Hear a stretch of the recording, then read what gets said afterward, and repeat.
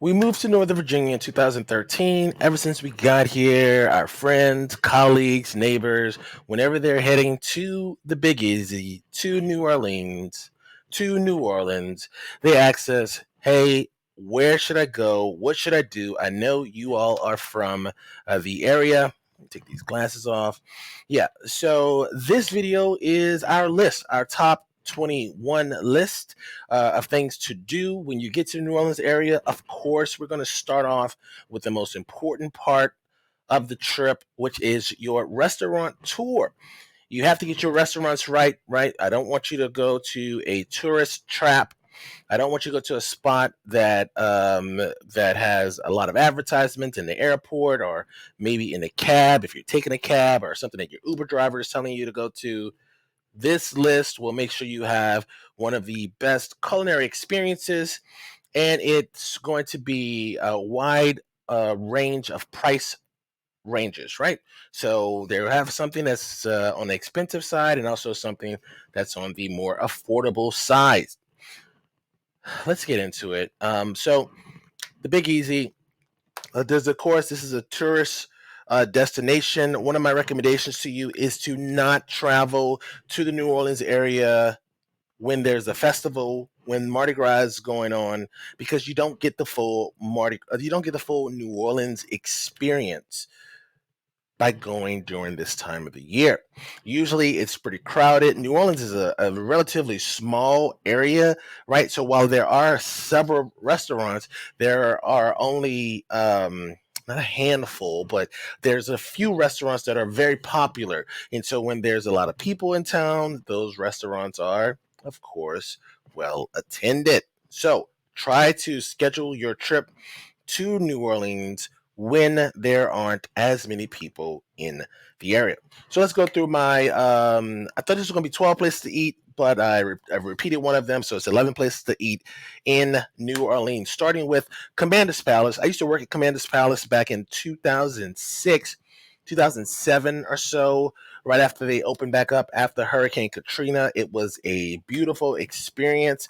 I didn't make as much money, but it was a great culinary experience for me, and I recommend that you save up a little money for this little project here, because you're probably looking at something that's going to be maybe $40 to $70 per person when you go here. Let me share with you one of the experiences that we had when we went to Commander's Palace right now. I think it's great soup. We think red pudding souffle, maybe a cheesecake. This has become one of those iconic dishes. So it's wild white shrimp right off the dock in the Gulf of Mexico. It's stuffed out with spicy Cajun ham we call tasso. Wrapped around a pickled okra. Okay, it's going to have a nice kind of a dill, sour, spicy kind of good flavor. A little bit of onions on top, some organic sprouts. At the very bottom is pepper jelly. And the whole thing's dusted in a little bit of hot sauce beurre blanc. No matter where you go worldwide, when you combine sweet, sour, salt, pepper, and bitter, your palate never gets tired. Yeah. Right, so as you eat this dish, it's just a little bit of a balance of power and its bite, which makes our food very exciting. Perfect example of what new, modern New Orleans food is really all about. Yeah. And what is this called? It's called shrimp and tasso. Shrimp and tasso. It's my favorite thing on the menu. It is my favorite thing to eat. Yes, I've had it every time we come. So I'm happy that that's still going. All right, so that was a Chef Tables experience we had back in 2016 at Commander's Palace. That is an immersive culinary experience. You get to sit in the kitchen. You're assigned a personal chef, more or less. You're also assigned your own waiter. I only if you're a foodie would I recommend this experience, but you should still go to Commander's Palace. One of the tips that I'll tell you when you're at Commander's Palace, or when you make your reservation for Commander's Palace, is to tell them to seat you in the garden room as close to the window as possible. The garden room is on the second floor of the building, and you overlook the garden of the restaurant, right? It's a beautiful space. Also, I would say some of the top tier waiters are waiting in that garden room space. That's where they sit a lot of VIPs who don't have any kind of health issues that restrict them from going up the stairs, right? So check out Commander's Palace. You don't have to do the Chef Tables experience, but that is an option to you. You will have to plan well in advance to secure the Chef Table. So if that is something that you want to do, Just remember that it books up very quickly, and you're looking at spending. At the time we went, I think we spent like $150 to $200 per person for our trip, and I think that included the tip. Next up on the list is going to be Emerils. Emeril actually used to work at Commander's Palace, and that's the guy that does the BAM cooking shows and stuff like that. We don't really see too many shows from Emerils at this time. Emeril Lagasse. So here is one of our experiences at Emerils. Here we have our famous crawfish boiled salad, cornbread, cane syrup, butter, and then we have truffle mashed potatoes as well. We have a chicken liver pate with pepper cheddar. Oh, I knew it was You know, let's do it. Awesome. All right, I call white meat. Yeah, I'm Okay, so that was another Chef Tables experience. I know I'm showing you a lot of Chef Tables, but that's our last one on today's list. Again, Emerils provides you with the Chef Table opportunity. They also seat more people at their Chef Table. Commander's Palace is more like a four top or a four-seater, whereas Emeril, I think we had like 8 people at our table. You're in the kitchen too. It's a much more immersive experience. I would just say that Emerils, they don't necessarily have a chef on staff. They have some consistent recipes that they have on the book, so it's not going to be as much of a culinary experience. More or less, you will get served some special courses, but at Commander's Palace Chef Table experience, they prepare a menu for that day for your table, right? So 2 different experiences, both have great food. And then we have Ruby Slippers. This is a breakfast spot that we love. Let's see if I have a picture. So this is the pan Purdue, or French toast for the people who are outside of the New Orleans area.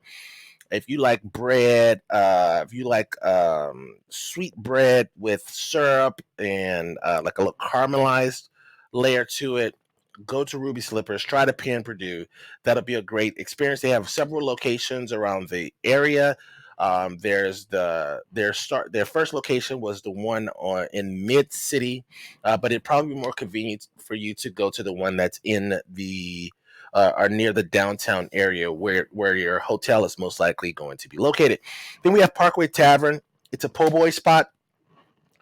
You got to get yourself a po' boy when you go to New Orleans. The reason why New Orleans po' boys are different than the ones you can find in Northern Virginia or even DC is the bread. The bread is the thing that make the po' boy unique. It makes it special.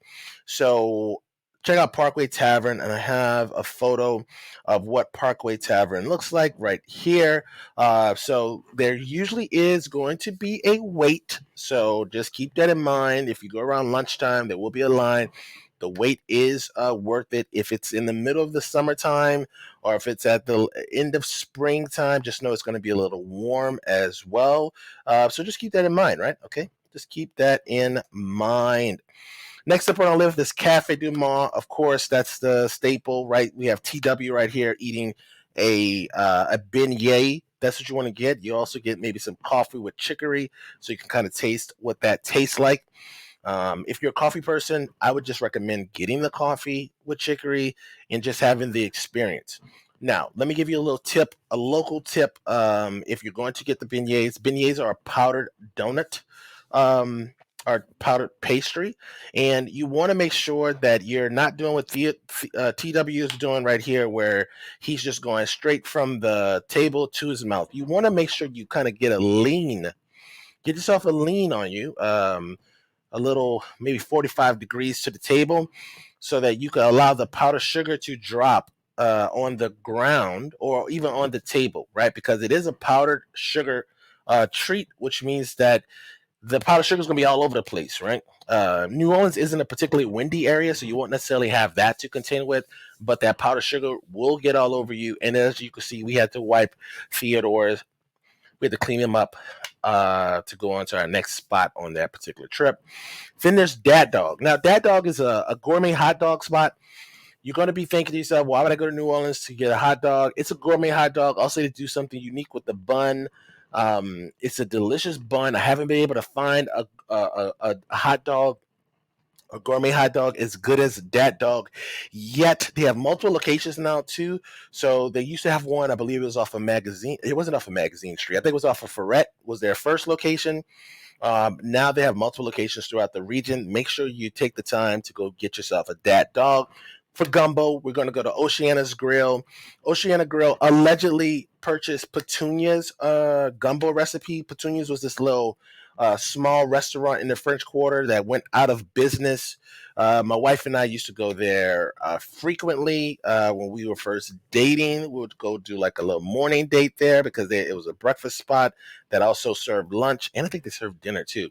But I usually just went there for the pan Purdue in the morning. This is Petunia's. I'm reminiscing about a place you can't go to, but that's the thing about New Orleans. New Orleans people in New Orleans, we it's almost like a competition. We eat competitively, right? But Petunia's had delicious gumbo, and allegedly they sold their gumbo recipe to Oceana's Grill. Go check out Oceana's Grill for gumbo. Now, for boiled crawfish or boiled crab, you want to go to Perino's Boiling Pot. Here we go. We have Abraham AW2 admiring the crabs and the crawfish on this little plate here. This place is going to be a little bit out of the way. If you're standing in the downtown area, it's going to be in the Marrero part of the New Orleans area, which is across the river, right? So you're probably looking at like 20 minutes from downtown. I think it's worth it. I think one of the reasons why I like Perino's versus some of the other opportunities you have for boiled crawfish or boiled seafood is that they have tables. They have a sizable wait staff to assist you as well. They put the paper towels on the table as well. Plenty of parking too. So Perino's for the boiled crawfish. Let's get back to our list here. All right, and then we have Pandora's or Plum Street. Pandora's or Plum Street for a snowball. A New Orleans snowball is a little bit different. We use shaved ice for the snowballs. I think it's an experience for you to try it out at least.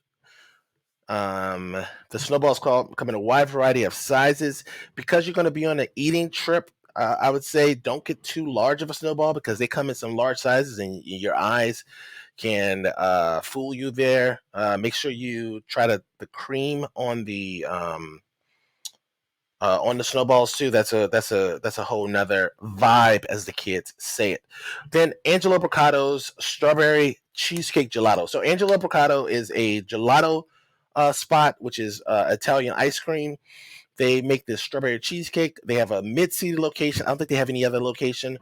When I was a young guy, I worked at this gourmet coffee shop in the French Quarter called La Bougerie Coffee Shop. It's no longer there. We serve Angelo Brocato's ice cream and our gelato, and that's how I was first introduced to Angelo Brocato's. So people would come to our coffee shop, enjoy a $30 cup of coffee. This was back in like 2003, 2002. It was insane. So they would enjoy a $30 cup of coffee with, this $5 scoop of ice cream. Strawberry cheesecake gelato is super delicious. They have pieces of cheesecake in it. It's a solid cheesecake as well. You're gonna love it.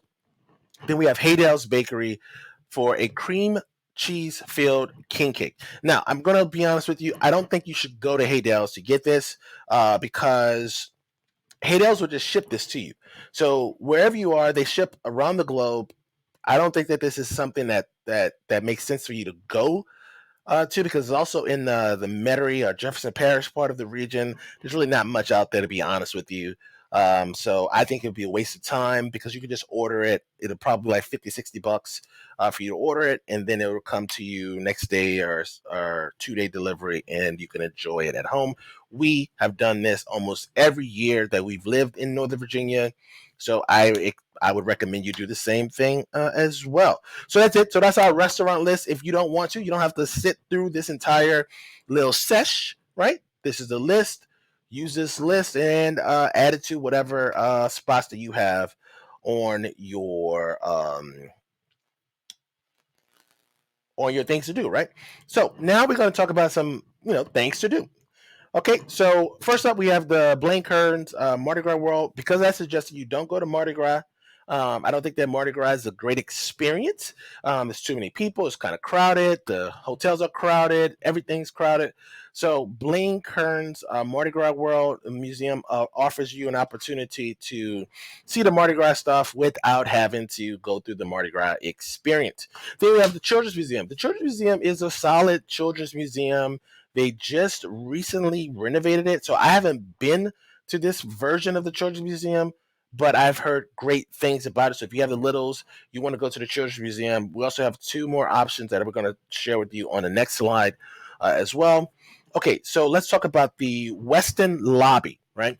I think that this is one of the most underrated places that I never see on any list, but it provides an amazing experience when it comes to appreciating the New Orleans scenery, right? So this is going to be like more of a scenic opportunity for you, and I have a little video for you from the West. So as you can see, this is the Crescent. It's called the Crescent City because of that little bend right there on the left-hand side of the screen. This is the view from the Westin. So what I would recommend, just like I did here, I was staying at the Westin in 2016 for this company event. I would recommend that you don't have to stay at the Westin because I think the rates are a little bit high. But go there when the sun is rising. Bring yourself a cup of coffee. Maybe get yourself some coffee from Cafe du Monde. With your beignets, and then go sit in the lobby and then just go experience this gorgeous view. I mean, it is something else. I think that you'll love it. And let me just show you what the view looks like right here. Yeah, so this is the view from the lobby itself. So you get to see the Crescent where the river bends, right? And then you get to see the French Quarter over here to the right. I think it's an amazing view, something that's slept on for so often. And also, just to be honest with you, I actually used to I used to work at the Wyndham the Wyndham Hotel, and then transitioned to the Westin, and that's when I exited from that little job there. So I enjoyed that view. That's one of the reasons why I loved going to work there, was because of that amazing view. So do yourself a favor, go see the French Quarter from a different perspective, right? For the museum buffs, we have the National World War II Museum, which is has great ratings. And then if you're going to do ride around, these ride around tours are something where if you have a rental car, just go to the Garden District. You're going to see some really fascinating houses. And also around the Magazine Street area. When you're doing a walking tour, of course, you're going to hit the French Quarter. But most people think about the French Quarter, think about Bourbon Street. Also, check out the St. Louis Cathedral. Also, the French markets, or the St. Louis Cathedral was that picture that I showed you at the very beginning of this little presentation. And the French market. The Cafe du Monde is located right by the French market. So you could hit all of this in one little swoop. And then also you want to walk around the Frenchmen Street area as well.